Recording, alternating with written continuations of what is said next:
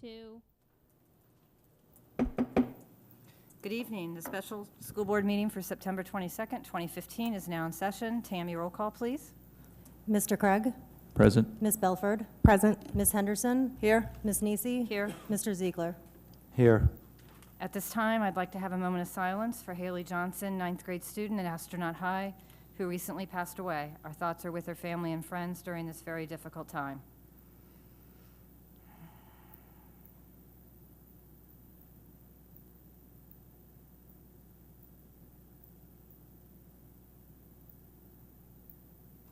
Thank you.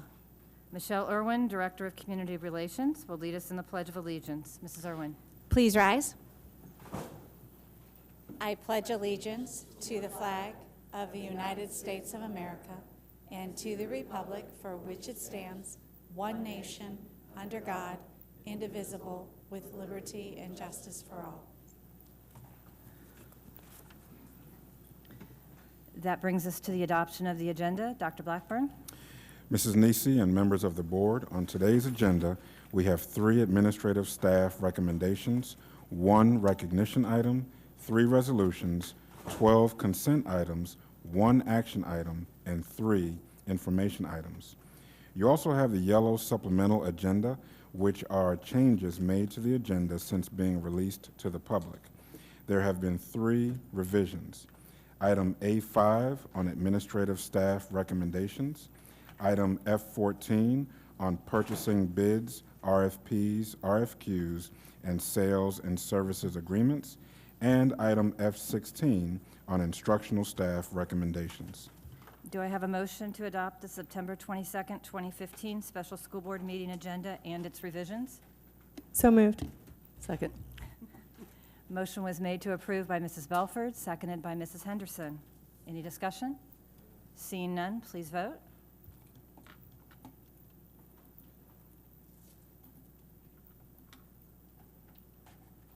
Motion carries unanimously. Dr. Blackburn, let's move on to the administrative staff recommendation.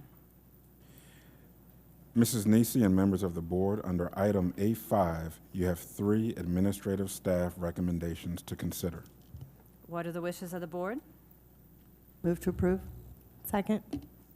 Motion was made to approve by Mrs. Henderson, seconded by Mrs. Belford. Any discussion? Seeing none, please vote.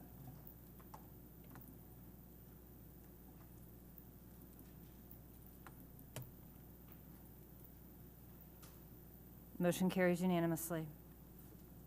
At this time, Mrs. Irwin is going to help us recognize our new appointees.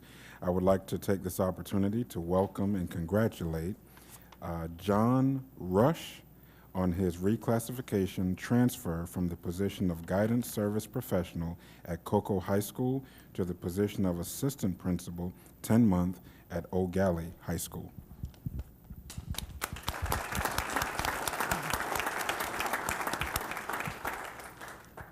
Thank you. I'd like to thank my wife for her support, Dr. Sullivan and the administrative team at Cocoa High School for the opportunities they provided with me, and then for Mr. Salomon for giving me the opportunity to become a Commodore. Thank you.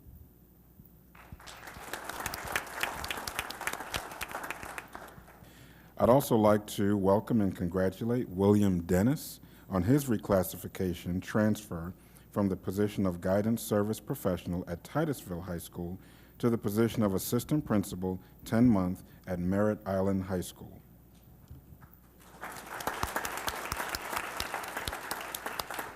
I'd like to thank Dr. Blackburn and the members of the board for allowing me this opportunity. Although he's not here tonight, I'd like to thank Mr. Gary Pricer, the principal at Titusville, for the guidance he's given me over the last year and a half and for allowing me to leave at a time that's a little bit tricky for the school. And of course, I'd like to thank Ms. Molly Vega for choosing me for her team and allowing me just continued opportunities within Brevard Public Schools.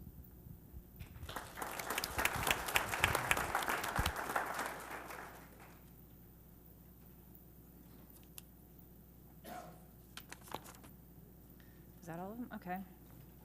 Okay, recognition of visitors and awards. Over on my left over here, our room full To the left, I'd like to take this opportunity to welcome our future educators from Eastern Florida State College who are here in our audience. Please stand for acknowledgement.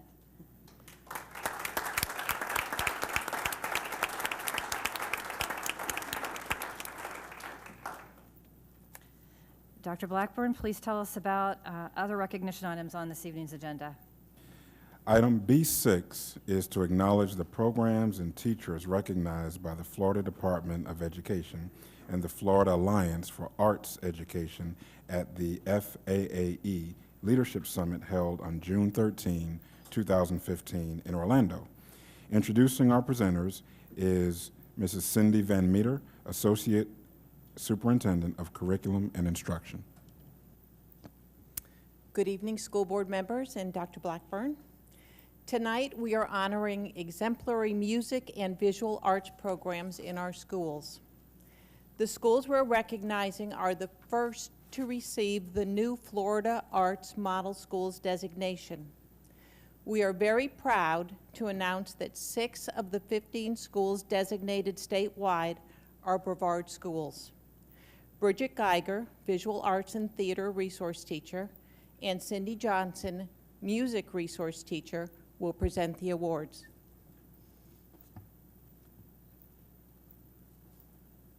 Good evening, and thank you, Ms. Van Meter. Dr. Blackburn, Mrs. Nisi, members of the school board, award recipients, and the audience members, it is a great honor to stand here before you tonight to recognize our Florida Arts Model Schools. The Florida Department of Education supports a complete and comprehensive education that includes dance, music, theater, and visual arts for all Florida students. To help achieve this goal, the Florida Department of Education, in partnership with the Florida Alliance for Arts Education, seeks to identify strong arts education programs in schools throughout Florida. The new Florida Arts Model Schools program recognizes schools that offer exemplary programs in any of the 4 arts disciplines and partners them with rural, underserved schools desiring to either enhance an emerging arts program or implement a new arts program. This is the inaugural year for the FAMS program. It replaces the Music Demonstration School Award and the Visual Arts Demonstration School Award. Please join us in recognizing our award recipients. Award recipients, please remain standing in the front for a group photo. Will Dr. Blackburn and Mrs. Nisi please join us in congratulating these schools?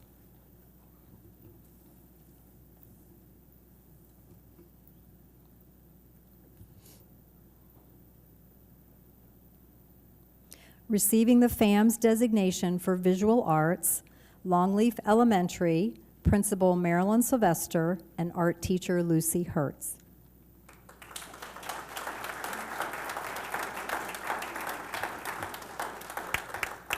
Receiving the FAMS designation for music, Anderson Elementary, Principal Denise Johnson, music teacher June Hartley.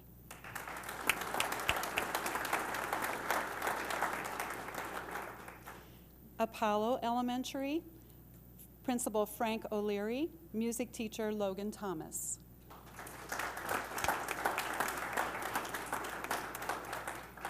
Satellite High School, Principal Mark Elliott, music teachers Tim Liscombe, Carrie Mormon, Patrick Phillips, and Christopher Simons.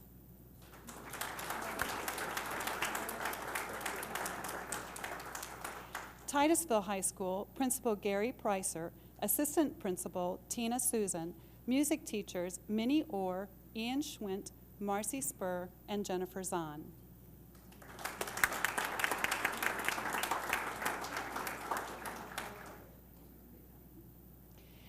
And receiving the FAMS designation for both art and music, Saturn Elementary, Principal Michael Miller, Assistant Principal Beth Myers, art teacher Tracy Asby, and music teacher Joan Slauson.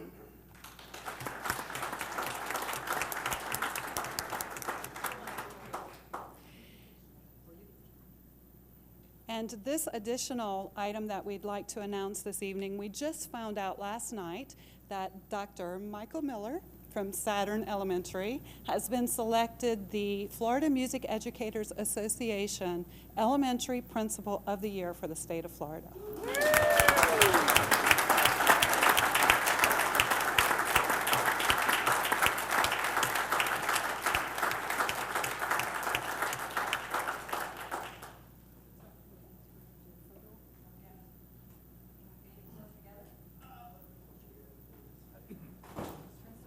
Act like you like each other.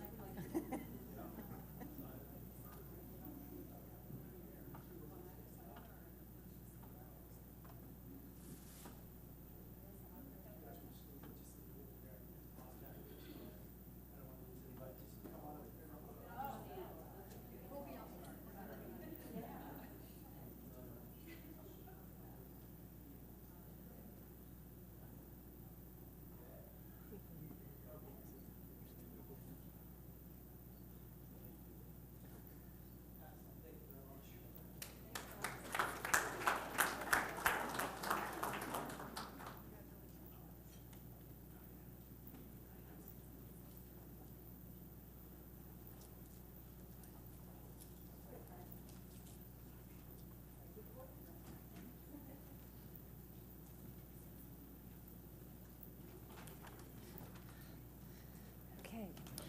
Congratulations to all of these well-deserving schools and their administrators for receiving this award. We are now ready for resolutions and proclamations. Tonight, we have 3 resolutions and/or proclamations. Michelle Irwin, Director of Community Relations, will be reading all of them for us. Item C7 is to proclaim October 12th through the 16th, 2015, as National School Lunch Week. Mrs. Irwin? Whereas the National School Lunch Program has served our nation admirably for over 60 years through advanced practices in nutrition education, and whereas the National School Lunch Program is dedicated to the health and well-being of our nation's children, and whereas the National School Lunch Program has been joined through the years by many other excellent child feeding programs, and there is evidence of continued need for nutrition education and awareness of the value of school nutrition programs. Now, therefore be it resolved that the School Board of Brevard County, Florida hereby proclaims the week of October 12 through 16, 2015 as National School Lunch Week, and encourages all residents to become aware and concerned about their children's as well as their own nutritional habits in hopes of achieving a more healthful citizenry for today and the future. Okay. What are the wishes of the board? Move to approve. Second.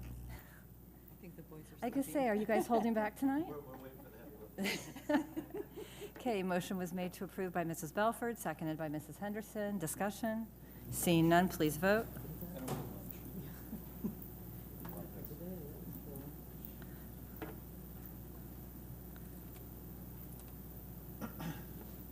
Oh, really?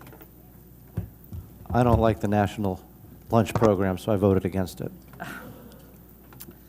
Okay, just making a statement tonight. Okay, thank you. Ms. Irwin, we can see what kind of mood Mr. Ziegler's in tonight. Next, item C8 is a resolution proclaiming October 19 through October 23, 2015 as National School Bus Safety Week. Mrs. Irwin? You'll bear with me for just a moment. It appears that that one did not print off for me. I apologize. But I'm going to pull it up on my, That's okay. huh? I just blame it on Mr. Ziegler for shaking everything up, so. Oh, Judy Preston's the rescue here. Thank you, because my PC is doing updates. Nice. Sorry about that. All right, here we go. Whereas every year the nation's 480,000 public school buses travel more than 5.8 billion miles to transport over 26 million children, more than half of America's school children, to and from school and school-related activities, and whereas Brevard School District's excellent safety record in transporting over 25,000 students each day on 354 school buses has been achieved and must be maintained, and whereas school bus transportation is one of the safest forms of transportation in the United States, and school buses comprise the country's largest mass transportation fleet.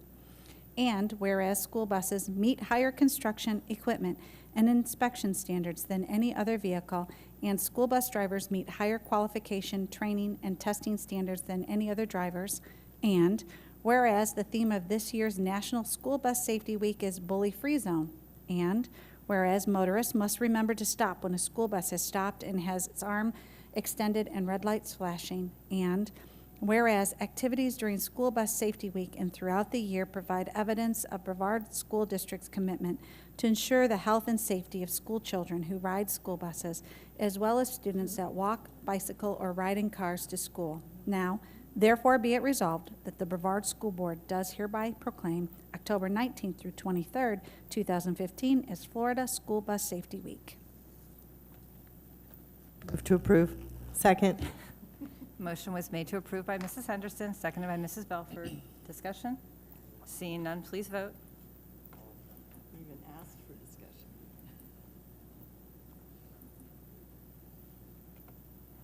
Motion carries unanimously.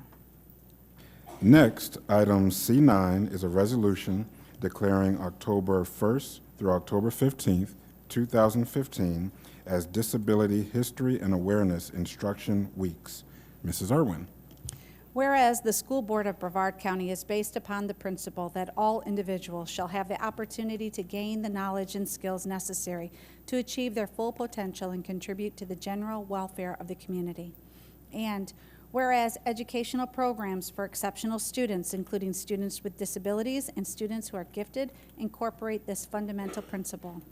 And whereas students with disabilities receive a variety of specialized services and instruction that enable them to participate in and benefit from educational activities, and whereas to access assistive technology and communication devices such as Braille, large print materials, sign language, and other accommodations to the general curriculum allow students with disabilities to participate in classroom activities, benefit from instruction, and demonstrate their capabilities. And whereas students with disabilities are provided with transition services to prepare them to attain their desired post-school outcomes, including post-secondary education, employment, and adult living. And whereas students are gifted, are provided with advanced academic opportunities through acceleration and enrichment activities to help them expand their horizons and reach their potential. And the School Board of Brevard County has demonstrated its commitment to school improvement and accountability for all students, which will increase positive outcomes for Brevard's over 12,900 exceptional students ages birth to 21. And whereas nearly 1,000 Brevard County teachers, paraprofessionals, therapists, and other educators work daily to assist these students and their parents to achieve their goals and progress on the path to excellence. And whereas their contributions are worthy of recognition and appreciation, now therefore the School Board of Brevard County, Florida does hereby declare October 1 through 15, 2015 as Disability History and Awareness Instruction Weeks. Move to approve. Second. Once again, the ladies, Mrs. Henderson moves to approve, Mrs. Belford seconds. Any discussion? Seeing none, please vote. Beginning to think we have no gentlemen up here. Wake them up. Motion carries unanimously. I can say, yeah, do we need to take roll call up here again? Okay, we are now at the public comment portion of tonight's agenda.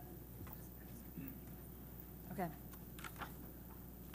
The maximum allotted time for each speaker is 3 minutes. Clarification of information presented and answers to questions specific to district business and educational matters will be posted on the school board's website under the section called For the Record. Please be reminded that profane, abusive, or slanderous speech is not permitted. I request that you speak into the microphone and state your name. It looks like we have 12 speakers. I'll call you up in groups of 3. The first 3 speakers are Richard Smith, Darcy Addo, and Karen Clark. Good evening, Mr. Smith. Good evening, Board. Richard Smith, Brevard Federation of Teachers. This is my second inside thing today. We had the Brevard Legislative Delegation this afternoon, and several teachers and I spoke, and we spoke about, not surprisingly, best and brightest. I promise you, Dr. Blackburn, I channeled you when I was talking about the fact that any program that's supposed to motivate people and doesn't motivate them is not a good program, and I spoke to that. I have to say the teachers did a much better job than I did. They had a lot of interaction. I think they did a lot of good in getting the legislators to understand some of the problems. There are many things I could say that is wrong with it, but I'd like to just focus on a couple of things. Number one, I want you to imagine a young lady born in Plymouth, England, and she just loves America. Everything about America appeals to her. She goes to Cambridge University, not exactly a degree mill. This is one of the top universities in the world. She did not take an SAT, and she did not take an ACT to get into Cambridge. She comes to the United States. She does all the things necessary to get certified to teach. She's teaching in a school and doing a superb job, highly effective every single year she teaches. She is not eligible for Best and Brightest scholarship. That says it all. It's a program that was rushed through. We all know that legislatively it was snuck through, because in April it was defeated when there was actually hearings and the legislative process was followed. It was defeated. But in the rush to get the budget done, this got jammed in there and kind of snuck through. And I suspect, I don't know, but I suspect plenty of legislators voted for it without noting they were voting for it. It's a bad idea. We had some good presentations. I think, for instance, National Board Certification would be a much better expenditure of that money. By the way, there was a promise years ago by a presidential candidate presently about National Board Certification, and yet that money disappeared. But then we come up with $44 million for a program that, frankly, nobody that knows anything about teaching would come up with a program like this. I took my SAT test in 1966. Please don't do the math, okay? It's ugly. And if I were teaching in the classroom today, I would not be eligible. Do you know why? SAT doesn't go back that far, literally. I looked it up. So I wouldn't have qualified. So there is an ageist element to this thing as well. Now, I will say that the delegation seemed open, and we certainly hope that they will go to Tallahassee and tell the character from down there in Miami, really bad idea, dude. We need to come up with something else. So I want you to know about that. I appreciate your support. This board and this superintendent and everybody in this district is certainly aware and supportive, and we certainly hope it goes as smoothly as it can. But you guys have been handed a can of worms, and I don't envy you at all trying to deal with it. Thank you.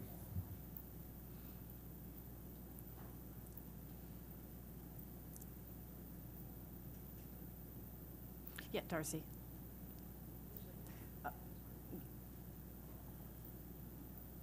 Just give them down there, yeah.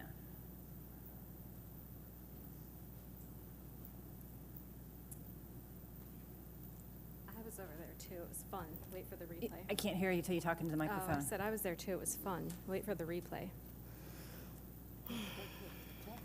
Until she starts talking. I do not have enough, so if you can share, that would be nice. And just take a look. Are you starting? No. Now I am. That was Now my you are. disclaimer. Okay. Okay, the clock's on. So I also just finished talking to our legislators next door, and I had to talk to them about the importance of listening to educators in discussing education policy. That was my message when I was there. I don't think I have to bring the same message to you, because I think we all know that, about how important it is to listen to our K-12 educators. When Dr. Blackburn and I spoke a couple weeks ago, we talked about assessment, and what I don't think that we all understand, maybe as a community, maybe as a board, and I'm not certain, Dr. Blackburn, that you understand, which is why I brought you some handouts, is that the problem that we have with assessment right now is not just assessment. It's how assessment is infiltrating the educational time in our classroom. So what I brought for you is an assignment that my son did. Now, as a teacher, I know that no mother has anything less than a genius, right? I've sat in every parent conference, and every mother has a genius. So I brought you a diagnostic report about my son, not to tell you that I am also a parent with a genius, but to show you that my 8-year-old fourth grader reads on an 8th grade reading level. So I brought you that just so that you know that this 4th grade reading level assignment, which is on a 4th grade reading level, and the answer key that I and several teacher friends of mine looked at and went, this is like nuts. Between all of us, we could not come to consensus on what the right answers were. And then I looked up the answer key because I actually thought that the teacher maybe mismarked the answer. So I had a conversation with my son, going, everybody makes mistakes. She just made a mistake. Don't worry. She just made a mistake. No, she didn't make a mistake.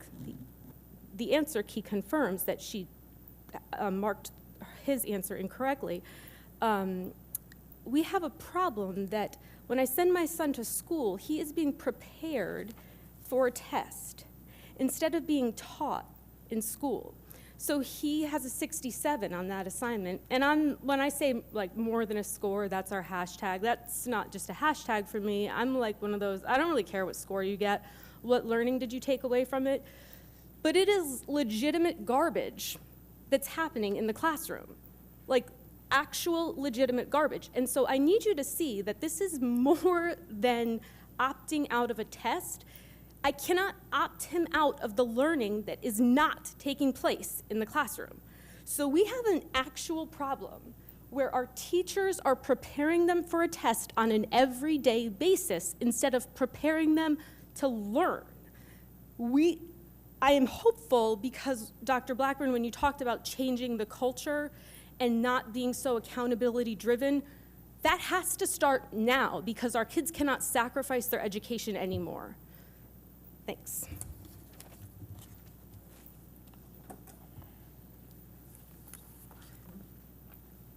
Karen Clark? What? Okay.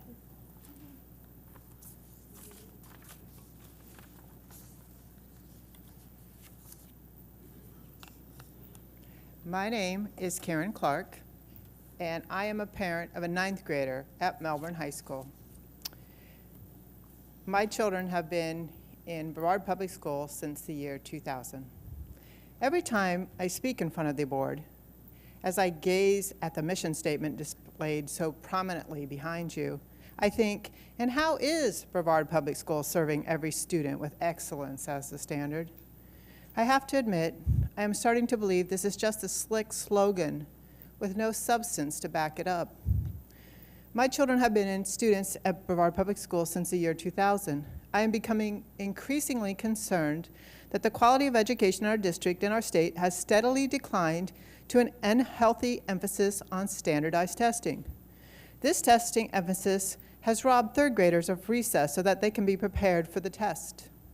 This testing has caused many students to be forced into intensive reading and math classes, thereby decreasing elective classes available to all students and causing the students who are forced into these intensive classes, and it blocks these students from classes that would enhance their enjoyment of school. This is just the tip of the iceberg of this testing debacle. Last year, they increased by 1 hour attendance the bottom 300 schools an extra hour to help their reading scores. Millions spent on this. There was no increase in test scores. We are so over this testing, best and brightest, forcing 6 of 7 on the teachers, no raises for our teachers, etc. We expect leadership from you. We don't want to hear it's the legislature. We want you to give us your ideas of how to fix this. I have a student, she's in 9th grade, taking all honors classes. She's in Algebra 2 honors. The testing at Central Middle School last year took 6 weeks, 6 weeks of classroom instruction that was interrupted. And then she took her end-of-course exam 1 month before school ended. I have another daughter at UCF going into her 3rd year. She wants to be a genetic engineer. She's in biotechnology now. They take their classes, and then at the end of their half year, they take their exam. We are just insane with this testing. It is not helping our students at all. I have seen how it is helping our students, what we used to do, and now it's just insane. The questions you ask, what is the best answer? No, what is the better answer? Oh, you've chosen 2 out of 3 and there were 3 out of 4? Oh, you're wrong. I work for a lawyer. He could argue with you that he is right and you are wrong. So we need to just stop this. Thank you for your attention. Have a good day. Okay, the next 3 speakers are Paulette Combe, Shagufta Wilson, and Don Bogard.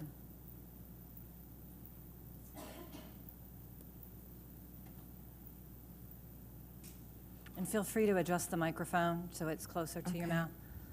I hope that's okay. Dr. Blackburn, Madam Chair, members of the board, good evening. My name is Paulette Coombs. I'm with Premier Innovations.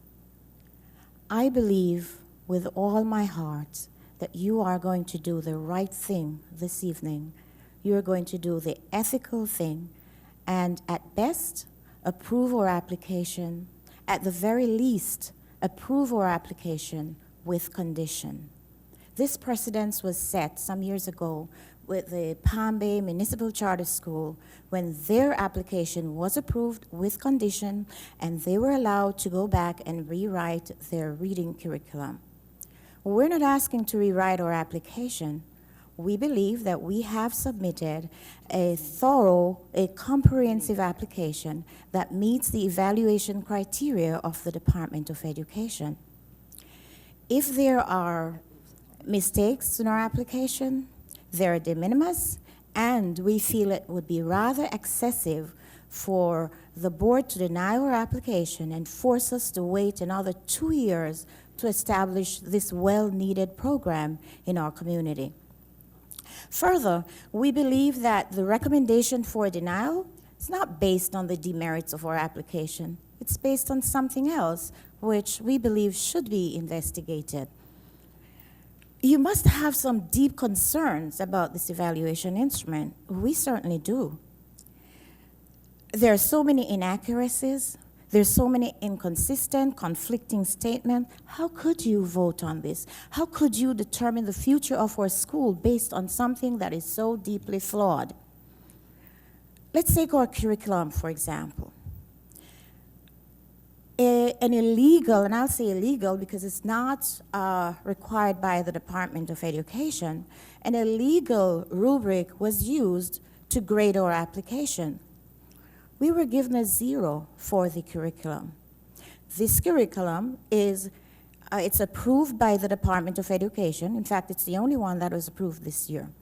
It's a curriculum that's been used in over 25 districts in Florida, including the #1 rated school district, and this district also uses the same curriculum. In fact, on our application, Ms. Archer said, it's a strength. So if it's a strength, and she recognizes that, why would you give it a 0? That is confusing. There are other concerns on this application. Last year, sections of the application that were deemed to have met standards, we submitted it this year. We did not change it. It did not meet standards this year. That's confusing to us. Ms. Archer, at the last board meeting, she stated that she did not use last year's application. I'm sorry, your 3 minutes is up. Thank you.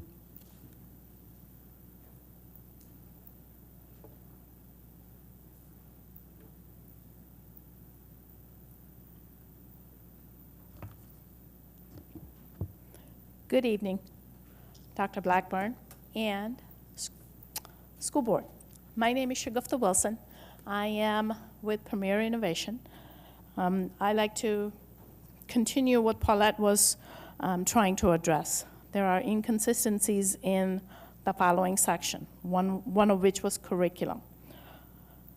The other section that seemed to not meet the standards is Section 3, Education and Design. Last year, that met your expectation. This year does not meet your expectation. So last year we were given 2 points. This year we're giving 0 points. Section 2, organizational plan. Last year we were not meeting your expectations, but we were given some feedback from your committee that looks at our application. We followed their guidelines, their suggestions, resubmitted that portion of the application. We were still given a 0 on that part. Next section was Section 17, budget. Last year we did not meet your expectation. We were given a 0 with feedback from your committee.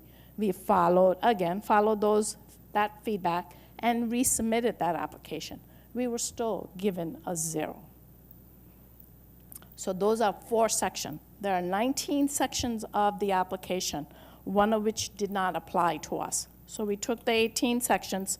4 of these sections did not meet your expectation, so we met 14.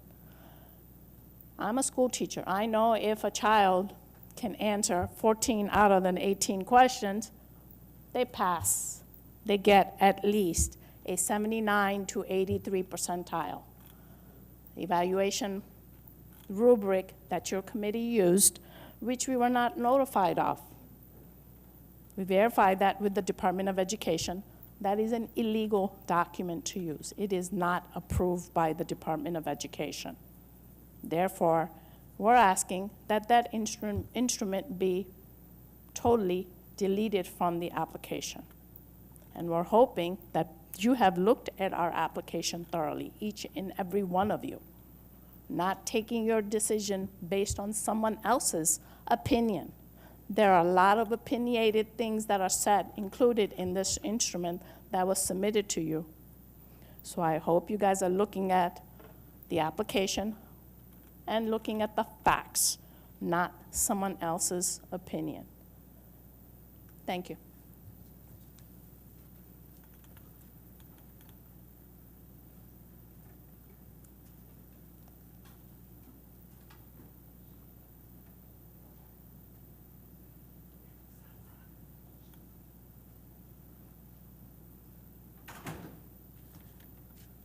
Good evening, ladies and gentlemen.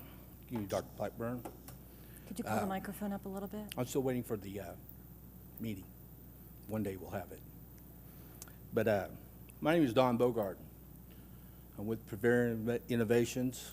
I'm the newly elected board chairman. I need to give you a little background information first, but I grew up in working cattle ranch in New Mexico. My brothers and I have lived in 24 different states. I've attended schools from sizes of, you can tell what grade you were in by what row you sat in the classroom, to you were given a number and had to use it every day, and that's how it became your name. So I've experienced that too. Knowing that I've lived in 24 states, as you can see, I visualize what most people only see in pictures and online. So I feel I have a different perspective on things. I've served in the United States Army as an NCO, and a commissioned officer. I have taught all grades, pre-K through 12, and I've been a guest lecturer and staff member at a university. Twice, I've been nominated as District High School Teacher of the Year, and I've also been presented with the Administrator of the Year award for my district. I'm a master teacher according to my peers. I'm an elementary principal, high school principal, and I'm a district superintendent, now retired. During my tenure as a building principal and a district superintendent, I had 100% parent involvement. And that means that, and I use that rubric as parent-teacher conferences, 100%, all my students, all my teachers, all my parents, for the whole district. Not very many districts can say that. As an elementary principal, I required all my teachers to visit every home that their student came from, to welcome them to their classroom and to give them their classroom supply list. As a superintendent in 2000, my district expenditure per student was $10,625. That's twice what you spend here. Twice. To the budget, I thought that was what the interview process was for, to clarify information. None of the information that was clarified during the 2.5 hours of this last interview process made it to the instrument itself. So why have the interview process if you're not going to use the information that you're trying to glean? The instrument's flawed. You need to get with the superintendent here, because any instrument that starts with the responses and addresses, Sir, I'm sorry. most Sir. deny. I'm sorry, your 3 minutes is up.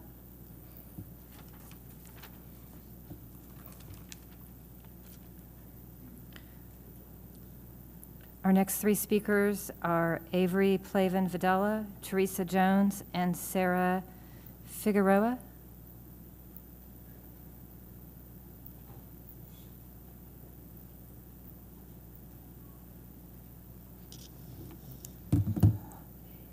Get over here. Good evening, board members and Dr. Blackburn. My name is Avery Plavin Videla, and I'm the Vice President of the Board of Directors for Premier Innovations. I am also a businesswoman and a mother of 3 of middle school and high school. I own a local staffing company called Star Staff, and we're involved in manufacturing, healthcare, and financial.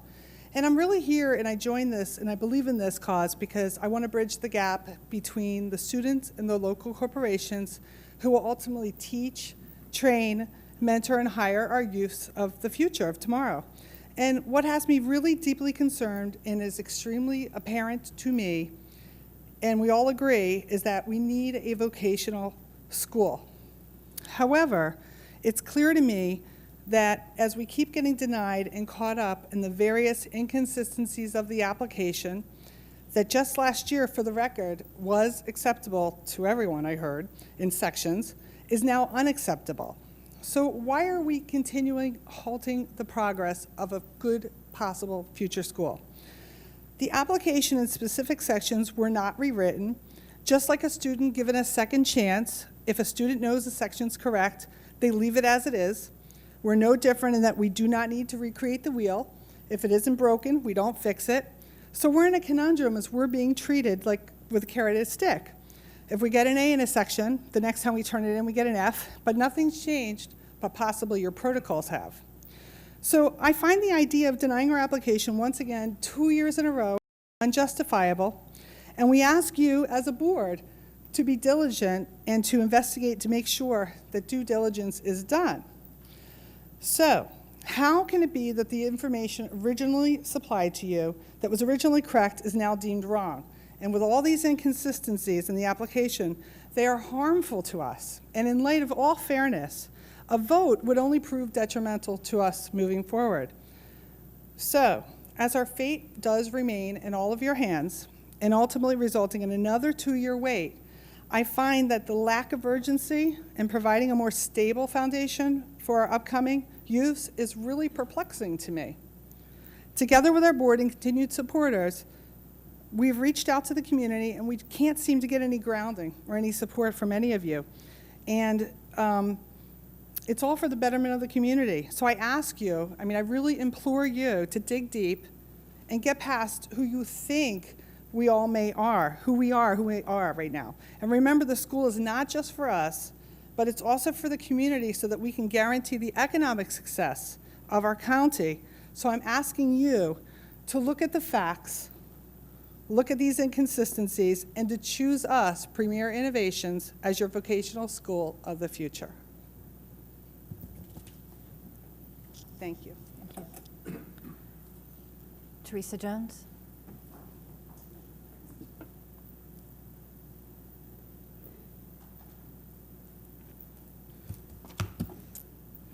Good evening, Dr. Blackburn and school board members. I'm Terry Jones. I am the Director of Enrollment and Student Services for Premier Innovation Career and Technical Education Center. I'm back again, and I want to say today is a very important day for Premier Innovation's Career Technical and Education Center, because this is the day that you vote on the approval or denial of Premier Innovation's Career Technical and Education Center. As you know, we are requesting your approval based on flaw facts of this year's evaluation instrument. If you have not read this year's instrument, also last year's instrument, Premier, you will not consciously have any idea of what I'm describing. So for your benefit, I'm illustrating one example of many. In the area of financial management and oversight, here are comparative results. Last year, Section 18, we received a meet standard. One of the strengths that was described, the applicant outlines the specific financial controls that will be implemented. This year, Section 18, financial management and oversight, partially meets standards, same area. The concern, the applicant did not provide a clear description of strong internal controls. I am speaking to your sense of fairness, intellect, and a desire for accuracy. Before voting on Premier's flawed evaluation instrument, please read both instruments, which will confuse you as they have confused us. Tonight should not be an evening of decision, but more of an evening for explanation. The truth is in front of all of us. Please don't ignore it. Thank you. Okay, the next three speakers. Oh, sorry, you're right, that's number 9. I should learn how to count.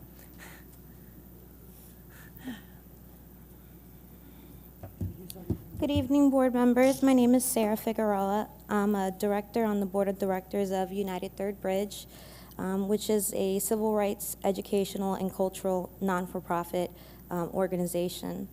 I'm here in support of this charter school. I think that our community is in desperate need of this vocational school. I hope and trust that this hearing is being done honestly and fairly. We ask this board to take a look at this application and the process and make sure that it is being done correctly. I hope we are able to obtain the approval, but if we do not, United Third Bridge will continue to stand behind Premier until the approval is granted. Thank you.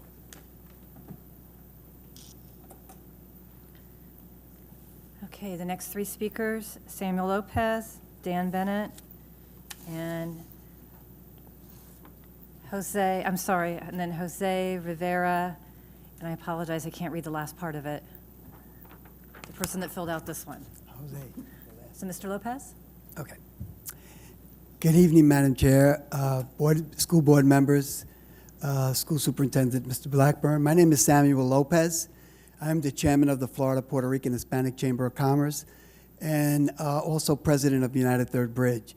I want to start before we get into what I have to say in support of Premier, is I want to say thank you for the 19 years of partnership that the school district has done working together in believing in diversity. I want to commend you for your efforts and for your caring in this project that's been going on for 19 years. And we want to welcome all of you to participate this year and come down on November the 8th to participate. And this year's theme of the parade is to welcome the new superintendent, Mr. Blackburn. So let me just tell you a little bit about myself. I'm a retired electrician out of Local 3 International Brotherhood of Electrical Workers Union, and I know what it is to go through an apprenticeship program as an alternative to doing academics or higher learning. And even after I graduated and did my apprenticeship program, I also went to Cornell and I studied in the area of labor. So I'm here today in support of this Premier School. This is an alternative for all these young kids that today have no other place to go. I hear so many things about inconsistencies going on. And I trust and hope that this board, before making a recommendation today not to approve, to take a look at what these inconsistencies are and deal with it fairly. So these kids, at the end of the day, the school can go through. I've been hearing all kinds of stories that the school district already has a school, that there are people already in the wings waiting that are connected with the school system. This is all hearsay that we're hearing in the community, and that to make sure that this charter school doesn't go in place so that the other school can come in place. How true it is, I don't know, and I really don't care. But I am mentioning it because that's what's going on in our community. We want to see fairness. We care about fairness. Our children need the best education they can have.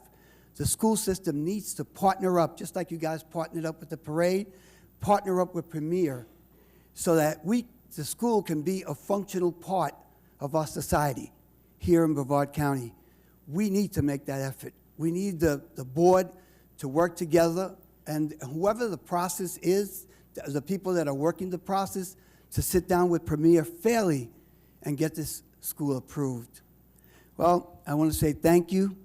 God bless all of you, and I want to wish all of you a happy Yom Kippur tonight, and all the best to everyone. Thank you. Okay, Mr. Bennett.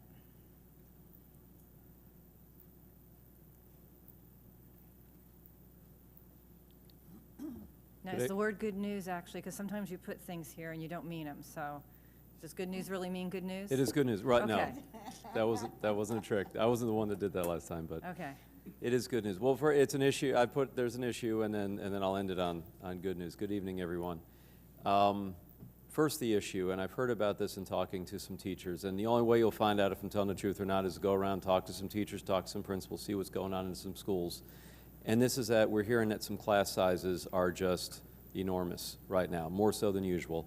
I'm sure that you're going to get the presentation in a couple board meetings from now about how we met class size, the averages all worked out. There are some very small classes out there which are appreciated. I don't want anything undone for some of these classes that need to be small that are small. But in the name of keeping some classes small, we have some gen ed classes that are ballooning way past 30. We have some elective classes that I'm hearing about from some teachers that have made it into the 40s. And it's almost comical, and I mean, it's a very serious topic, but some teachers were almost laughing as they're talking about it. We have classes with gas appliances, we have classes with knives, art-type classes where they're cutting things out and everything, and ex-ed students are in there in higher proportions than they should be, and then principals have to make decisions about, do I put the IAs in there to supervise where we have over 40 kids, or do they go where they're meant to be, which, in the core academic classes? So I'd ask you to look into that and see what solutions are out there. And then I want to end on something good, which is directed at our new superintendent, Dr. Blackburn.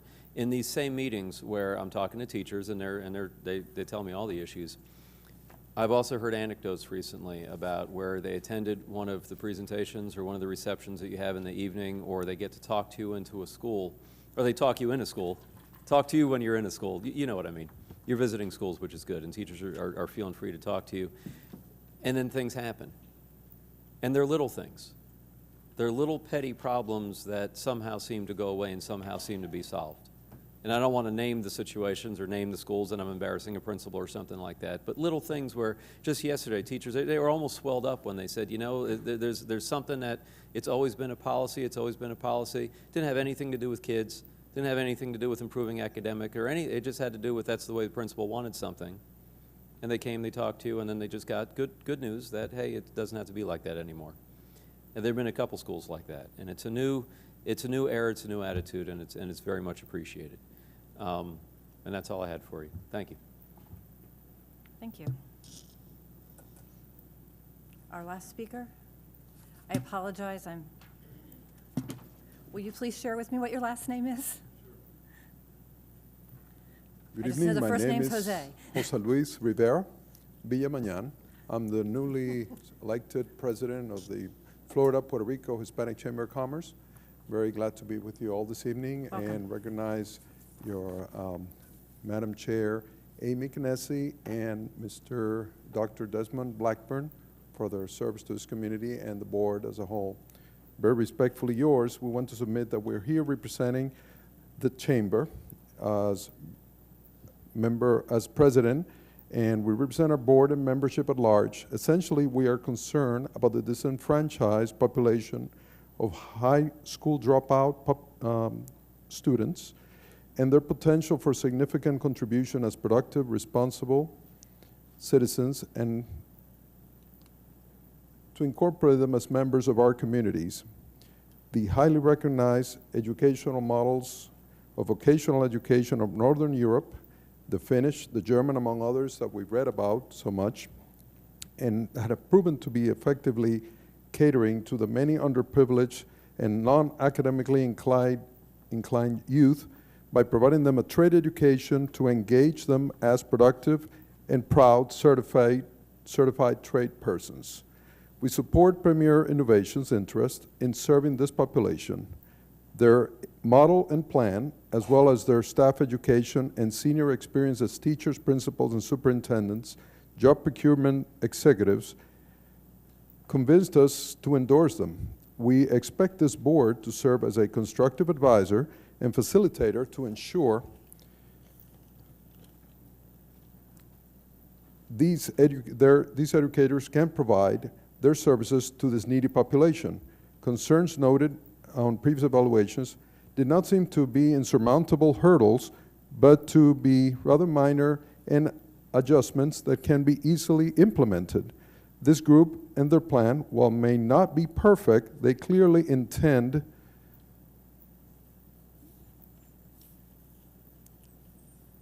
to service this community and are qualified to do so. We count on your support as well. Thank you. Thank you. The board wishes to thank this evening's speakers. Your willingness to speak to the board is appreciated. Board comments?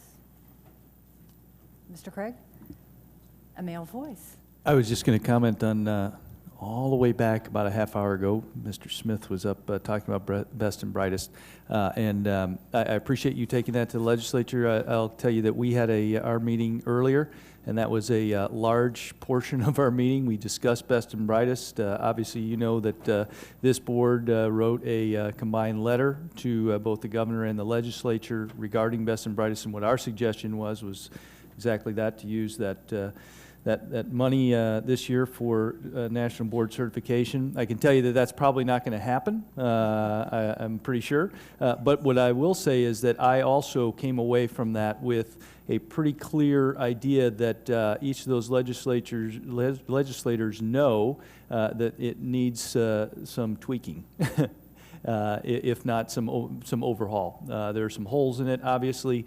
And I could tell from their comments and from expressions that they are going to address that situation. So I appreciate you keeping the pressure on. We all need to. Again, it's one thing to point a finger. It's something better to bring an option and a solution. And I'm glad that we're all kind of going in that direction. So thank you. Okay. Anybody else? Ms. Belford. I would just like to ask Ms. Van Meter to please look into that concern that was expressed by Dan Bennett on class size.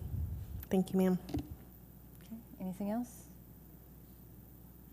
I know the charter application will come up later in the agenda, but outside of that?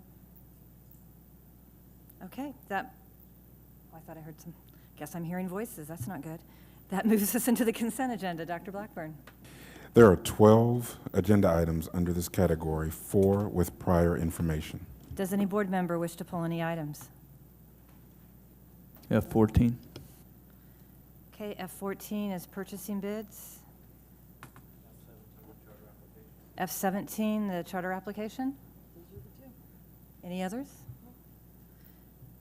Okay, Tammy, could you please pull those 2 items for discussion? And I will entertain a motion to accept the consent items with the exception of the 2 items that were pulled for discussion. So moved. Second. 2 new voices. Okay, motion was made by Mr. Craig, seconded by Mr. Ziegler. Any further discussion? Okay, then please vote.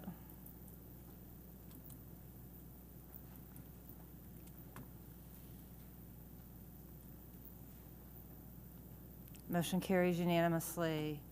Okay, why don't we start, Mr. Craig, with you on the purchasing bid? Thank you, Madam Chair.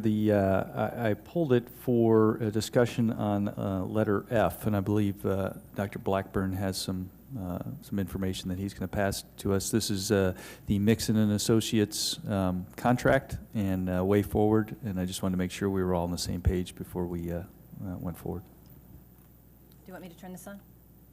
Yes. There you go. Thank you. So yes, Mr. Craig, essentially at a previous board meeting, this item was brought to us as a 3-year commitment with Mixon and Associates. There was some reservation at that board meeting, so I took it back and reviewed the previous contract, whether or not previous deliverables were met, and to the extent that they were met, et cetera. I also considered opinions from my own professional network in this space, and I actually met with the company to discuss the way forward.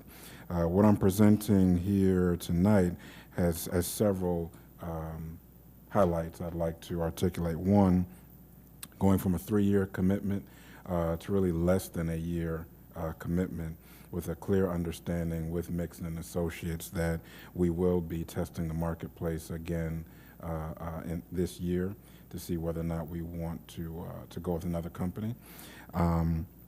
So we will do that. We will seek to, in next year's organization, in the 16-17 organization, seek to try to create some type of resource allocation to ongoing government relations type effort from the district, and also bringing in Michelle Irwin into this conversation, as she's largely responsible for the way we communicate, the way we interact with constituents and groups, et cetera.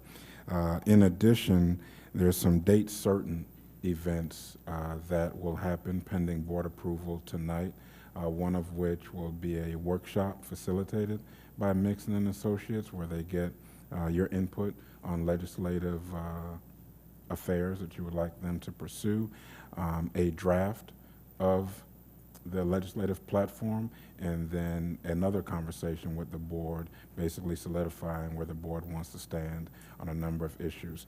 And at that meeting, at those 2 workshops, they're also prepared to hear additional requests that the board may have of how they interact with us during the session this year. So that's kind of a high-level overview of what's taken place since our last conversation. Thank you very much. And I think we all heard loud and clear this afternoon that a presence of some sort in Tallahassee by either board members or a logical representative is truly important, especially at the individual level. So I'm glad we're looking at this, and I know we'll tie it into our bigger overarching plan. But thank you for addressing this so quickly. Okay. Mr. Ziegler?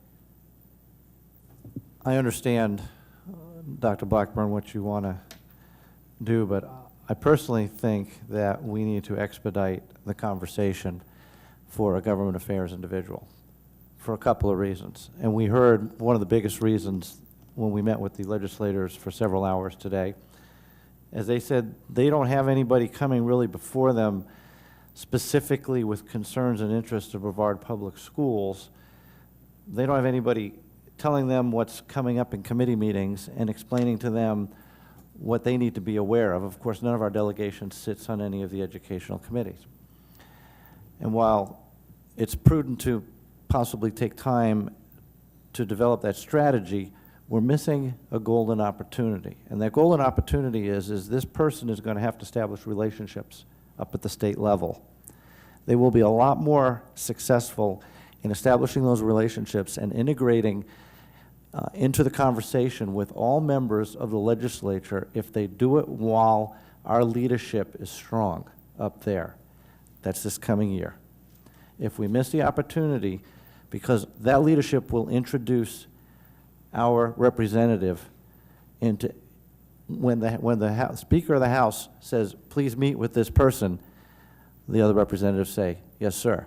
when the President of the Senate says, please meet with this person, they say, yes, sir. That will be an opportunity we could take advantage of right now. Waiting a whole nother year when we're not in leadership, it's going to be a lot harder to establish those relationships. So if this is something we want to do, I think we need to expedite that conversation.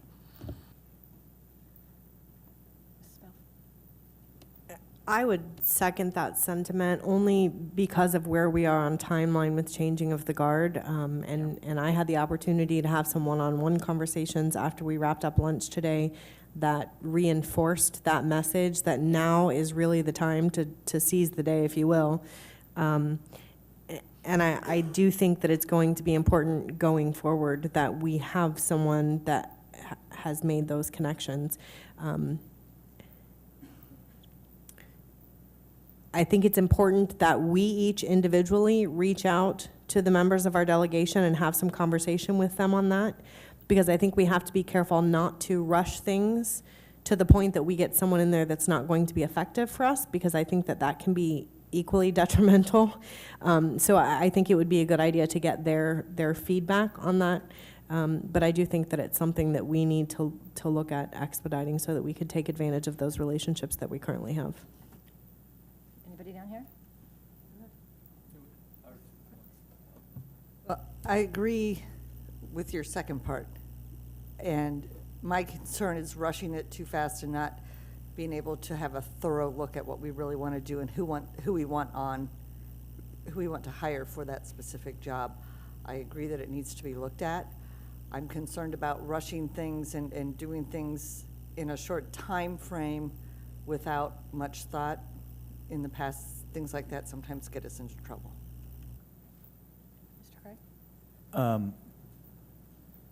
I agree with all of you. But I would say, that Andy, you bring up a very good point, and I had those same conversations as well. I kind of took Dr. Blackburn's message as this was kind of a two-pronged approach, that we were continuing what we have, at the same time actively developing a job description, figuring out what it is exactly what we're looking for, and maybe it starts with that job description as you talk with senior staff. So I think we're all saying the same thing.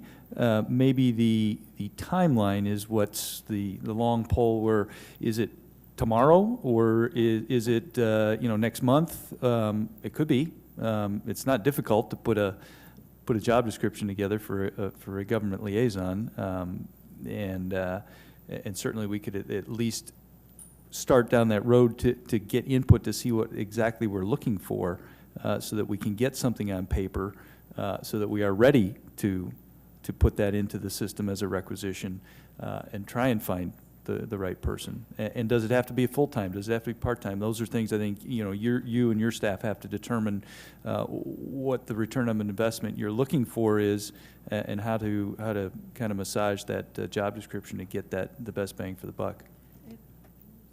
Well, can I make sure?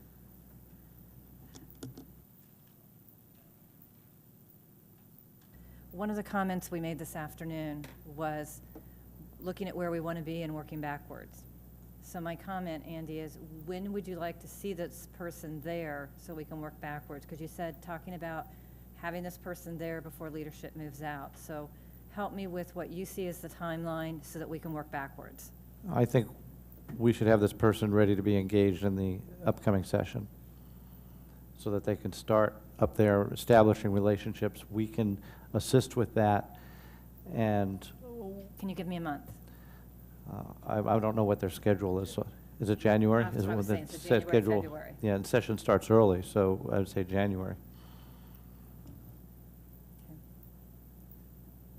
So I'm looking for We feedback. can discuss this. We're having a government affairs workshop. We should have this as a topic of conversation so we can do some research and have some thoughts and give some direction at the workshop.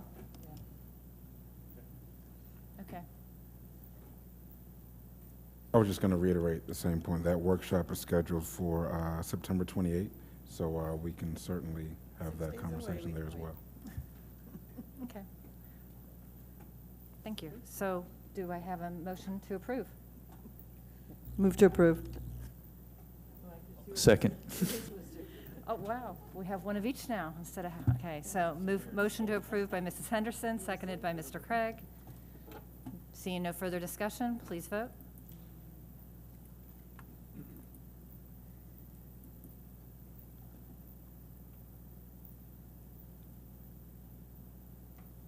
Motion carries unanimously.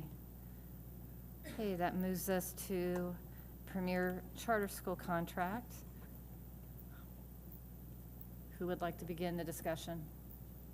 I'll begin the discussion. First, I want to make sure that our community is aware that Brevard Public Schools is very rich in career and technology education programs. I believe some of the thoughts out there are about vocations such as Mr. Lopez mentioned, as far as electrical, maybe woodworking, and some crafts that may have existed in the past and don't exist right now, and there's definitely a market for them out there. I know that board members and the superintendent actively speak to new businesses coming into the area looking for partners to establish some of these programs. I spoke with Larson Motorsports. They have a full Miller welding lab. Maybe we can put a program together taking advantage of that. But in fact, there is a need for a career and technology education program that meets voids we may have in our system, and I applaud any organization that's looking to fill that void. However, this situation boils down to an application that we unfortunately are very criticized on by the Department of Education and the Auditor General. I wish there was a way to better guide, although we do have some assistance classes and training for these applications. What concerns me the most, and the main reason I pulled it is the point that was made, is if it is true, and I can't take anything on face value because this is the first I heard of this today, unfortunately. If it is true that a particular portion of the application is identical to the previous year, and it was rated differently, then I would be wondering whether a standard is changed that it's judged by, or whether the evaluation was judged differently. However, I don't know if one section makes a difference in the application, and so I am a bit concerned. Maybe Ms. Archer can tell us specifically if there's any validity to that. I know that our teams work very hard to approve applications. I know they put in a lot of time and effort. I know there's numerous people that look at them. I believe they know that this board is pro-education on all forms, and that it is not our intention at all to make life difficult for charter schools to form.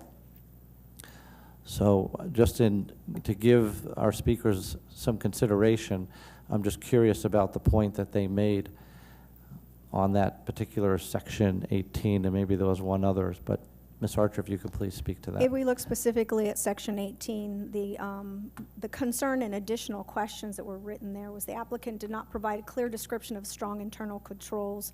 The system of internal controls must be sufficient to safeguard finances, as the district is concerned with the capacity of the governing board to provide financial oversight. Details, this is the part that was missing, details regarding who is on the board, what skills they possess, were not obvious in the application. So what we have is, we have board members that come on after the application has been submitted without resumes, without background, so it's very hard to judge. Now, they got a partially meet standards, and when you're looking at a partially meet standards, we look at it and we say, okay, well, we've got some working space here that we need to help guide them and work with them and shore this up. This was not a flat out does not meet standards. However, their budget and their governance piece were.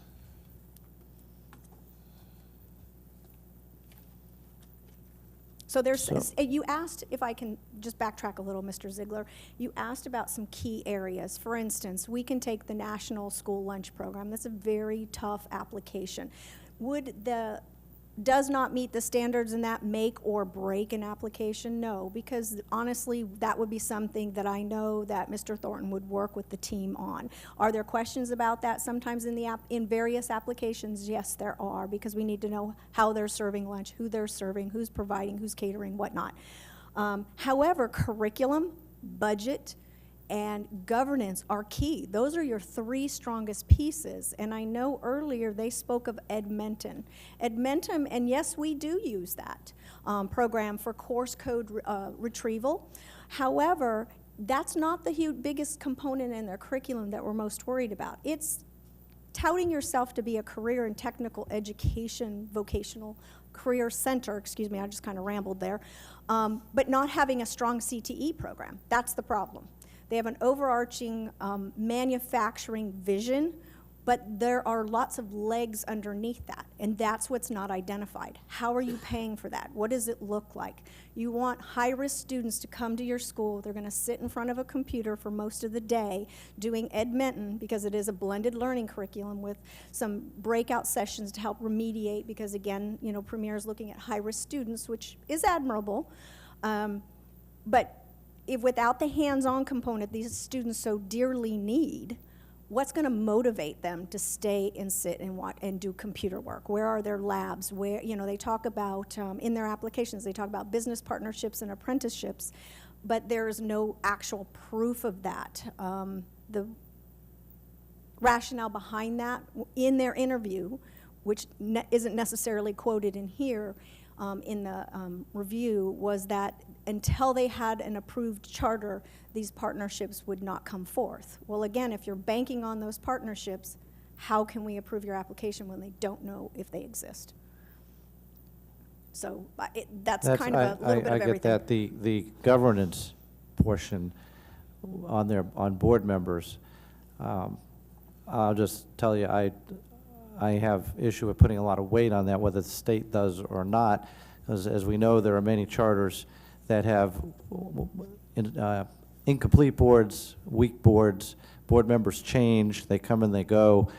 I don't believe that board members are, their specific experiences and talents. That's required. I mean, look, nothing, I don't want to. That's required Comment about us, but, statutorily. you know, we're elected, they're appointed. We don't have to have any qualifications. Of course, we got a long learning curve if we want to do the job right. Hey, I'm talking about me. I'm talking about me, okay? I said I looked at you guys. I didn't want to. But speak for yourself. I'm speaking, I'm more sensitive today. I'm just speaking honestly about the fact that, you know, that's just the way the boards are, is that, and unfortunately, and it's a pet peeve of mine that boards are that way, is that too many boards, especially charitable boards that I've sat on, is too many people are just, sorry, they're just head nodders, and they don't really take a deep dive interest in the finances, operations of an organization, which to some point they should, and some point they shouldn't, because boards are not operations. But it's, but anyways, I didn't realize that was such a big deal. But I'm mostly concerned about if they didn't change a section and it was rated differently. If there were changes, or there were changes in the requirements that were then by the state that were not met, then I don't have an issue with the fact that it was rated differently. There were some changes made by the state this year that all of our charter applications that we knew were coming in were alerted to. One was a form regarding their governance board that was not included in this application because we questioned them regarding that. And in your mind, you may not put a lot of weight in the governance, but we do, or we wouldn't, you know, quite frankly, be in a mess we are with another charter school if the governance board had been doing what they were doing. So we're a tad sensitive to that, the fact that they oversee, they're the ones who choose their curriculum, guide their people, hire administration. They are responsible for this school, so we want to be rest assured that they have the talent and the vision, that they may have an accountant, an attorney, a business person, an educator, so that they have every facet covered. And that's actually in statutory language. So it is important. And it is one of those authorizing pieces that we're charged with from the DOE to make sure that we monitor carefully. So I understand where you're coming from, Mr. Ziegler, but you know, nonetheless, again, it's a highly sensitive issue at this time. I can understand that. Mm-hmm. Unfortunately, this board takes training very seriously, and I wish it was required of all boards. They do have to have an ethics training, and they go through a procedure too, but it's an online training. I'm sorry, but the ethics training doesn't qualify for much of governance, in my opinion. Okay. It's all that they're required to do. Okay. Other questions? I have a question then. Yes, ma'am. One of the comments said that the document we used was illegal. Okay, perfect, because that's what I was just about to bring up, so you hit that right on the head, Ms. Chairman. The document that I'm going to hold up here, which is the Premier Innovation, this is the DOE's evaluation instrument that we are required to use. So I know that one of the speakers said, well, how dare you just come right out here with the deny or approval from the front page? Well, unfortunately, this is what we have to use. We don't have a choice. Their objection is our rubric that we were trying to paint a picture of if we have to evaluate the difference between what meets standards, what doesn't meet standards, what partially meets, can we get an overall view? And we assigned it a rubric because we were trying to be fair. Because if you just go through this page by page, you're like, well, okay, that says meets, partially meets, where's the meat and potatoes? So this is our own design. This was not the make or break of that application. It was this tool. So this was just a visual for us to kind of organize our thoughts and help us make a more visible decision. So that's a tool to help. This is our tool, yes. So you do use. Oh, yes, ma'am. We're required to use this tool. And technically, this is the only thing that goes up to the state. This other piece does not. Okay. So This the other was, piece again, for your information, for our way of looking at things. So the other piece is an internal document. Yes, ma'am. And there's nothing that says we can't use internal documents to help formulate our decision. No, ma'am. Okay. But I know, I heard loud and clear that was their objection, so I wanted to reassure them that doesn't go any further than us. Well, that's what that's why whenever I hear the word illegal, I get a little nervous. Yes, ma'am. Anybody else? Okay. Anybody else? Anybody has comments? Okay. Okay. Well, remember what I said on Friday.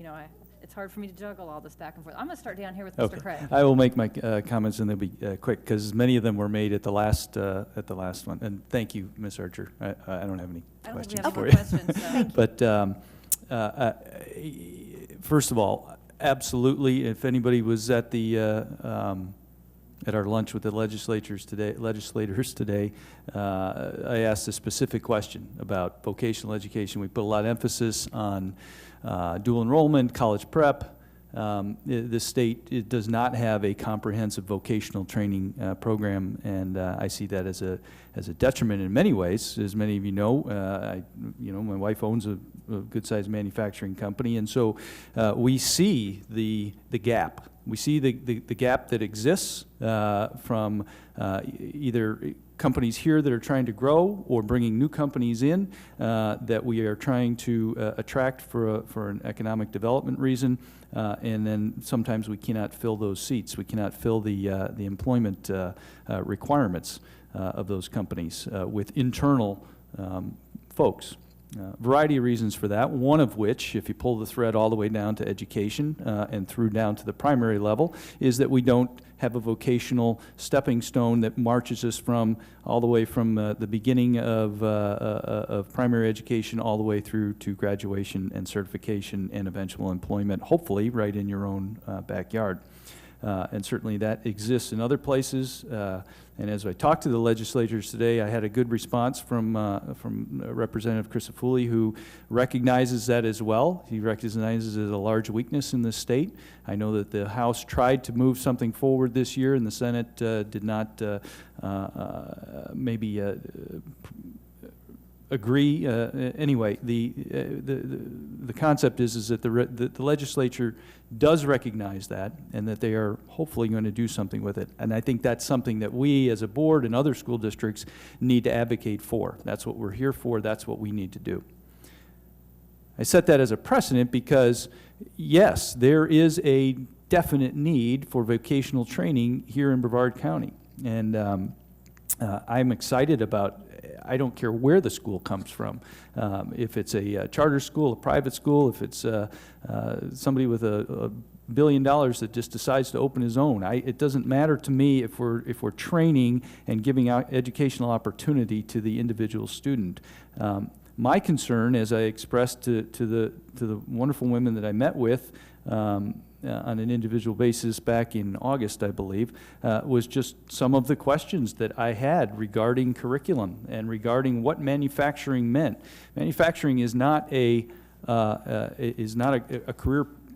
Manufacturing in general is a cluster. There is a just as I said last time, the life cycle of manufacturing is long, and it has specific points in between. And what I expected to see was fidelity into exactly how this charter school was going to address portions of that, how they were going to instruct in individual areas of the manufacturing life cycle, not just say that we are going to prepare people for manufacturing. And that's what I took away. And on top of that, and I was honest with you then, I'll be honest with you again now, there were a couple of people in the room who couldn't even tell me what the 3 pillars were that you were actually going to instruct in. There was some mention of some dental stuff, maybe some medical down the road, automotive might come about. There were a few different things, and so it was kind of nebulous, and there wasn't the fidelity of, hey, here's what we're going to do, here's how we're going to do it, this is how we're going to put a curriculum together, this is what the teachers are going to teach. That's what I expected to see. So I said it then, and I'll say it now. That I understand the frustration. I understand that because you're passionate, you're committed to a great idea. I just don't see the concrete stuff behind it. That says, yes, I'm ready to open within 7 to 8 months for students. And when we look at manufacturing in general, I mean, there is a huge group of people that would be behind you, from the EDC to my wife's company to others that want to see things like this exist. But I think that relying on waiting to get an application approved in order to then go back and see what the community wants, to me, that's not what I need to see. I need to see that you have gone out and that you have defined the objective, you defined what that gap is specifically, and how you're going to address it. And I just didn't see that in the application. Anybody else? I commend you all for your passion and your desire to meet the needs of students in the areas in which you are focusing, especially with at-risk students, and I do think that there's a need there that needs to be filled. My concern, quite frankly, is that especially in working with at-risk students, and you all even mentioned it in some of your presentations, the importance of stability cannot be overstated with at-risk students. My concern is what I'm seeing from the information that's been put forth. I don't have an enormous amount of confidence that you have connected all of the dots at this point. And I think that you're on the right track. I think you have a great vision. I think you have great passion. I think you have great commitment.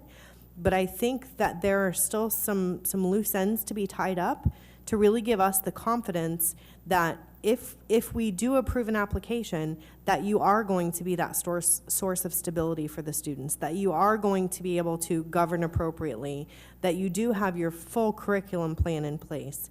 And at this point, I'm just not seeing it. But I truly, truly hope that you all will continue with that passion and commitment and work on those details and bring it back to us again later, because I do think that there is a need that you can meet for the students of Brevard County.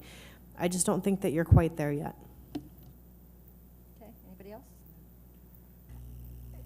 Basically what they said. For me, it wasn't enough detail. I do love your passion, and I think it's a great idea. What is missing for me is what exactly the manufacturing will be and what equipment will be there and how it's going to work with the curriculum. Okay. Anybody else? Okay, so is there a motion? Move to approve recommendation. Second. Okay, motion was made to approve the superintendent's recommendation for denial by Mr. Ziegler, seconded by Mrs. Belford. Seeing no further discussion, please vote.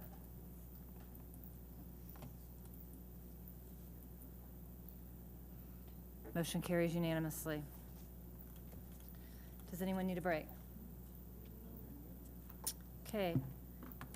Seeing no need for a break, that brings us to the action agenda. Dr. Blackburn.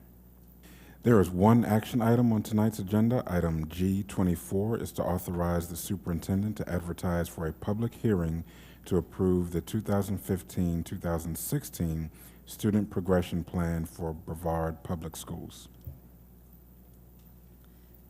Move to approve. Second. Yeah, really mixing it up now. Motion was made to approve by Mr. Craig, seconded by Mrs. Belford. Any discussion? Please vote.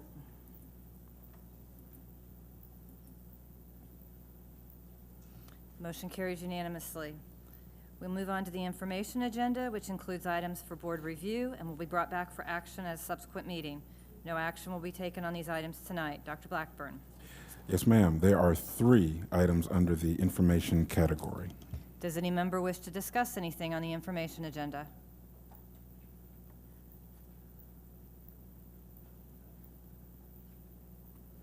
Okay, hearing none. We're now at the board member reports and discussion points.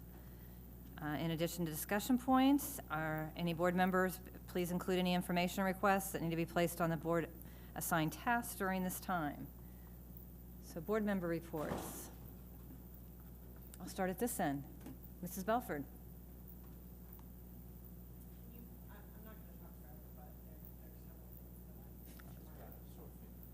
Okay, I'll start down here. Oh, I thought we were pointing, so, okay. Turn your mic on. There you go. So I just want to take a couple of minutes to recognize some folks that are doing great work here in the district. It's been a busy couple of weeks of interacting with various constituents throughout. On the 11th, I had the pleasure of attending the first advisory council meeting for this school year, which for those of you unfamiliar is made up of teachers and support staff, both from the school level and the district level. They came together last year to kind of give some input into what some of the challenges are in the district. This year they've morphed into something a little bit different in that they have they've shifted to really a solution focus. They've broken down into 3 groups. One group is focusing on resources, one on morale, and one on communication. And first would like to thank Michelle and her team for providing financial support for that program through the advertising dollars so that they can have some money to make some impact. But most definitely want to thank those folks that are willing to give of their time on that committee because they truly are doing some good work. And I think, you know, part of the overall puzzle that's going to help to carry us forward as a district. So many thanks to them.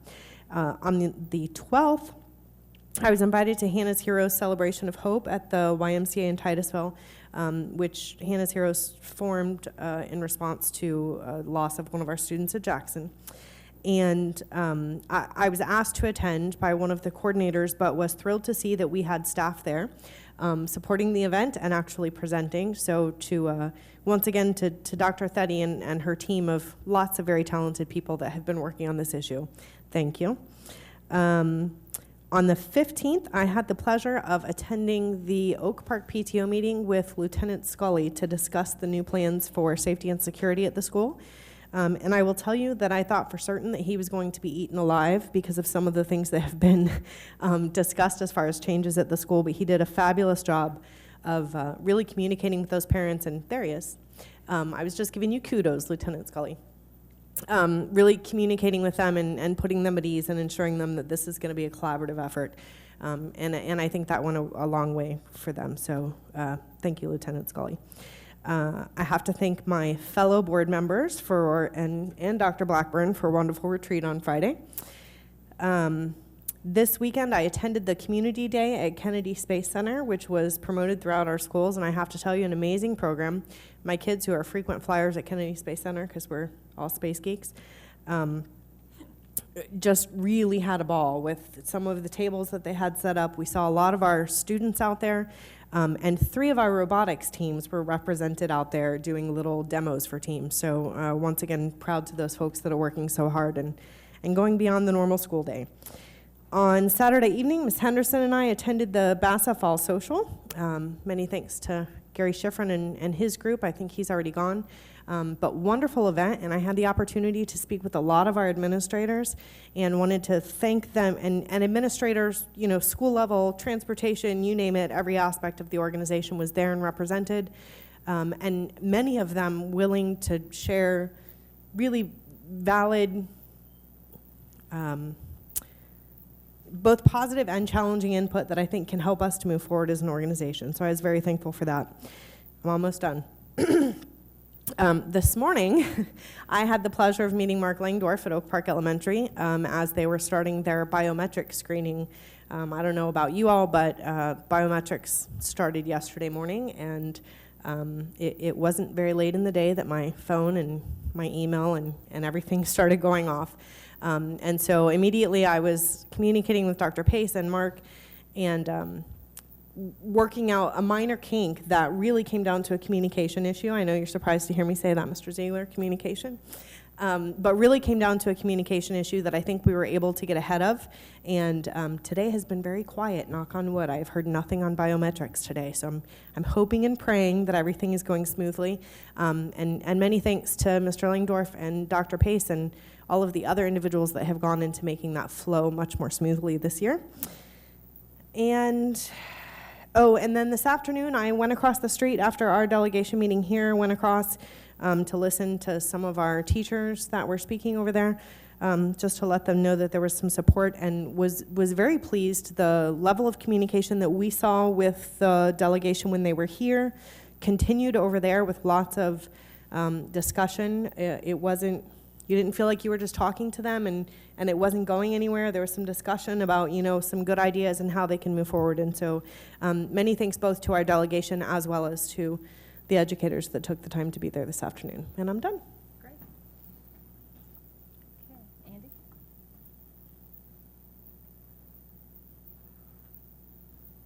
Definitely a great time today with the legislators. We just to clarify for everybody what we're in detail what we're talking about was we spent 2 hours with our legislators around the table, casual conversation about concerns of theirs, concerns of ours. We had lunch served, and it was not rushed, not pressed. We were really, I was really happy to learn today that from them that they had a lot to take away from our meeting last year that they championed up at the state level because of our conversations with them and in the manner that we went about working collaboratively with them. So I think we got a lot of points across to them today that they're going to take back with them, especially our dissatisfaction with the best and brightest, which they explained was originally supposed to be an incentive program for hiring and attracting new talented teachers, so that you all like to hear that. And so we basically said, well, that's great. If that's what you want to do is create an incentive program, which we applaud, then make it an incentive program for hiring and attracting great teachers, not a reward for those that took some test 10, 20, 30 years ago. That doesn't seem to have any relevance to the award. So great things came of that. We've talked about a lot. I don't need to go into detail. I'd like to ask the board members, I've heard from a number of principals concerns about priorities and how the half-cent capital money is going to be used as far as a priority as for repairs. And just for example, and I'm going to personally get with facilities so I can make sure I understand again how these priorities came up. But for example, where we have a school that doesn't have air conditioning in a gymnasium, and I know some of us could say, well, we never had air when we were kids, but that's a lot different now, versus another school that has air, but the air AC system died, and now it's being repaired. This other school that's never had it feels a bit slighted, so I'm just curious, have you heard any feedback from principals who think they've had issues for long periods of time that are not rising to a priority level on the list? If I don't need to have conversation now about it, I just want to throw you out that I've heard some of that, and I'm a little bit concerned. I know facility does a great job, and they always have a great explanation, and I've never had an issue with anything they've done or recommended, but I've just heard some of that dissension amongst principals as far as what they consider important needs in their schools. So I'm just personally going to understand that a little bit more. And the last thing I'd like to do is ask staff if they can come back to us at some point, either through a board update or presentation. And probably a couple months ago, I had brought up the issue about we have a hotline and looking at an alternative number that people can call or students can call for assistance or counseling or whatever. We talked about 211 Brevard. I know that there's been some movement on that. I have no idea where it is. I'd appreciate if the staff could come back and give us an update at some time in the near future on how that's progressing or if there's anything we need to do to help with that. But that's still of great interest, and that kind of was tweaked from talking about Hannah's Heroes and the need for doing more to help our students with those challenges. Thank you. Karen? Oh, you want this on? Uh-oh, it's never good. Sorry, it won't be that long. But to Mr. Ziegler on the gyms and the AC, we do have 6 schools that have never had AC. And part of the problem with it and the issue is that when we don't have extra money to fix it, then we go to other things and we just never put any more money into it. And there never seems to be the right time to say that we should air condition our gyms. And so I agree with you, it has been coming up, and at some point we are gonna have to address that. Yes, Mrs. Belford and I went to the Bassa Fall Social, and I want to thank them for inviting us all. It was another great event. I go pretty much every year, twice a year, because they have one in the winter or in the spring too. Always great to see the leaders of our organization together and on a more casual level, so it's a nice event. Mrs. Irwin and I went to Manatee Elementary this week to honor Daniel Kraus, one of our 6th grade teachers there. She was awarded the Shining Scholar Award from University of West Florida. She just got her degree from there, her master's degree, and they chose her out of all their students as the superstar. And so we surprised her, and thank you, Mrs. Irwin, for inviting me to that. It was great. The students in there were so excited and had nothing but wonderful things to say about their teacher, and it's so fun to go to an event like that. Back to the legislative meeting and the delegation, I think that one of the reasons that we were successful last year is that we had a concise message, and our message was part of a statewide effort too. We got everybody talking the same language. I think that always helps us move an important issue forward when we're all talking about the same thing. I think it also helps that we feed them. Doesn't hurt. It certainly doesn't hurt. Also wanted to congratulate Jeff Arnott from our higher education. He was invited to the Higher Education and Workforce Subcommittee up in Tallahassee. He was invited by the DOE to talk about the new workforce efforts that he's put in place in Brevard County and the partnerships that he's established in our adult program, education program. So I want to thank you for representing Brevard and also for doing a great job in Brevard. You've really turned that whole program around, and we're very thankful for that. I think our community is going to be much better for it. And also attended the Viera High American Flag Act, where the governor came in and signed the American Flag Act in front of the students who helped create it. It is a law that was created by our students that asks the state of Florida to only buy American-made flags for government buildings. And so it took them 2 years to get it through, so that students learned a lot about our process in the meantime. They had to go through it twice. It didn't go through the first time, so they had to tweak things, and what they did was what Dr. Blackburn does, is go out and create the relationships. They were able to get relationships with the cities in our county to support them.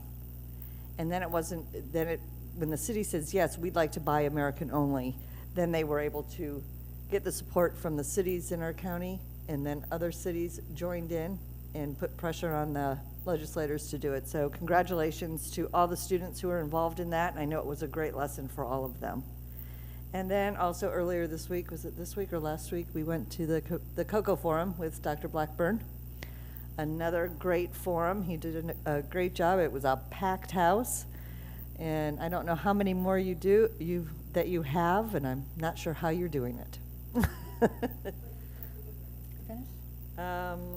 Oh, there was a board update item that has been on there for a little while, and I searched for there's not an answer on there. It doesn't have a complete date on it, but it was about the assessment and accountability person that we hired last year for that, and I'd really like to know where we are with that, because that position is coming up for renewal, should be in November. So we'd kind of like, the board would, I'm sure we all want to know, right? More details on that job. Thank you. I'm sorry, Mrs. Henderson, just clarification. A position that's currently filled or a vacant position? It is currently filled. We worked with the workforce and they pay half. We got like a grant from them, and we pay half for this position. It was to coordinate all of the tests, the end-of-course tests that needed to be created. And at the time, there was 900 some odd tests, but then this year we found out there was 70 or 90, which was a much less number. And so we as a board really would like to have more information on what's going on with that job. Do we still need it? What were the benefits, et cetera? Whatever, and whatever else anybody else wants to know. That's all I have. Mr. Craig? I also got to back-to-back receptions. I think I went to the back in the 9th and 10th, Lee Brevard reception over at Florida Today, and also at the you were there as well. That's right. And then a couple days later, St. Paul AME reception, which were they were awesome. And I'll just echo the sentiments as well, Dr. Blackburn. The way you've dove into this community is greatly appreciated and highly regarded. So thank you. Keep it up. In between there, I got to give the address at the Merritt Island High School National Honor Society induction, which was pretty neat. I think there were 62 kids that were being inducted that day, and it was really neat to see. Great group of young people that taking their oath and leading at that school, so that was exciting. Also went to the 9/11 Patriot Day that AvVet put on out at Patrick Air Force Bases. We took some of our vets over to a cruise for some counseling and that type of thing. Had a great Merritt Island High School again. Their JROTC was heavily involved in that, as were quite a few students from our surrounding schools that lined the streets and gave those Patriots a rousing send-off. So that was nice to be a part of. Last night, Mr. Ziegler and I were able to attend the Exemplary Math Teacher Awards, which was pretty neat, and Dr. Blackburn was there as well. Always great to recognize, I've done the science teachers and now the math teachers, just awesome people and just the passion for what they're doing. And I know you were a math teacher, so, you know, we understand where your loyalties lay, but very cool. In between there, went to the Take Stock in Children Gala at O'Galley Yacht Club that was put on through Brevard Schools Foundation and Take Stock in Children, obviously. And those folks just are doing a great job. It's just the dedication that they have to such an influential and important program in this county is really great to see and be a part of. And the last thing I'll say is, and it's not a personal plug, but it is one of my wife and I's passions is STEM, and sometimes STEM is a bad word in a pejorative sense. People like, oh, STEM, I don't want to, we keep away from it. But I think we all agree that science and technology and math and the basic principles of engineering are important, and that we want to create more interest and more excitement around them, both from all the way from the elementary level all the way through the high school level and into college as well. And there are so many organizations that deal with STEM, that are part of STEM, and so next Friday, I think y'all received an invitation, and I'll resend it as well. But next Friday, there's an open house at Craig Technologies, 2 to 6. It's the STEM Showcase, an open house. And we've got the Central Florida STEM Council there, Eastern Florida, FIT, many of our own school teachers and science teachers will be there.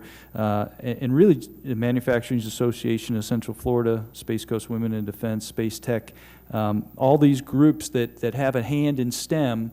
And our goal is to get everybody together so they can see what the resources are from all those different institutions and different organizations, and figure out a way forward and how we, as Brevard, can really lead what I think we all recognize is necessary. We need to have a goal and a purpose.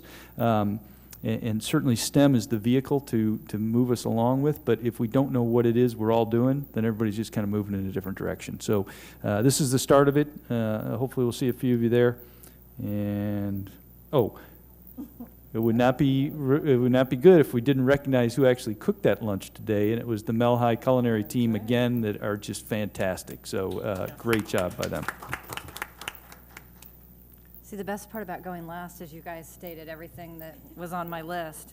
Probably the only thing that wasn't stated was the 2 schools that you and I went to, Dr. Blackburn, as you and I had a chance to visit Stone and Satellite High in our visits. But as I was sitting here listening to everything, probably the only thing I want to add is, after 11 years of being here on the board, I think what a pleasure it is to work with all of you, because I've never worked with with board members who have been so outgoing than the 4 of you, listening to all of the events, all of the activities, the schools that you have been to. I don't know, I mean, Harold, you've been here longer than I have, but there have been many meetings where board members have not been to anything, and just to hear of the excitement and the commitment and just how much you are involved, not only in the schools, but in the community. I just can't say how proud I am to serve with each and every one of you. So I just want to say thank you to your commitment, and that I'm very proud to be a part of this board right now. So that will be my report for tonight.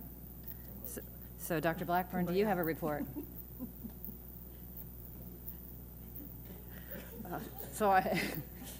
You're on. Resources, right? I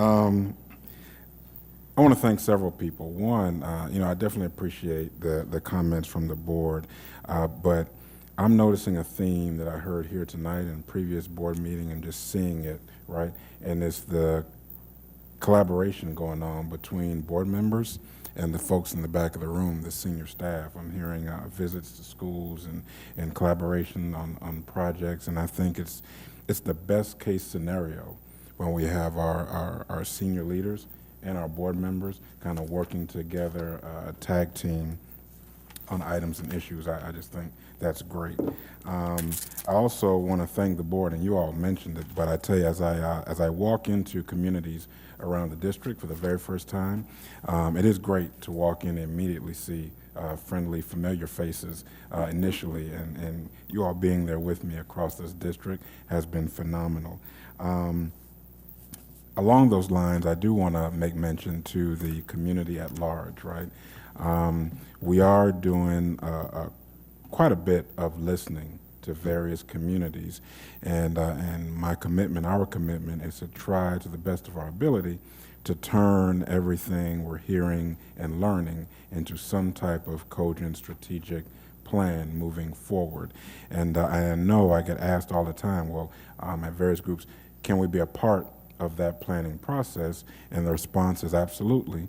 But in the last week or so, I've added a caveat to the absolutely, and it's that I'd like the community at large to come to the table as informed as humanly possible when it comes to strategic planning.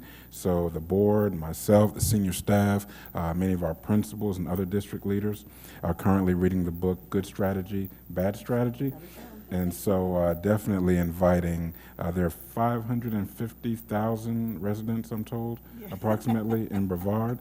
So definitely inviting any and all persons to read along with us so that we can start at sort of the same place in working towards that strategic plan. And last but not least, today's meeting with our state legislators, it was just phenomenal.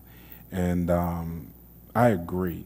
Had I not sat through today's meeting and heard evidence, concrete evidence on how previous listening sessions got turned into what they drove in Tallahassee last year, and that we have some key leaders that will be sunsetting really soon, then I too kind of the urgency kicked up a few notches to move up our strategy, our government relations strategy. So looking forward to the workshop on the 28th, and looking forward to what an uptick in our strategy could look like by the end of this year, and of course going into next year. So it's just been really, really cool hanging out with you folks. So, thank you. Okay. No other business? I think, Mr. Craig, you have an engagement to get to, so this meeting's adjourned.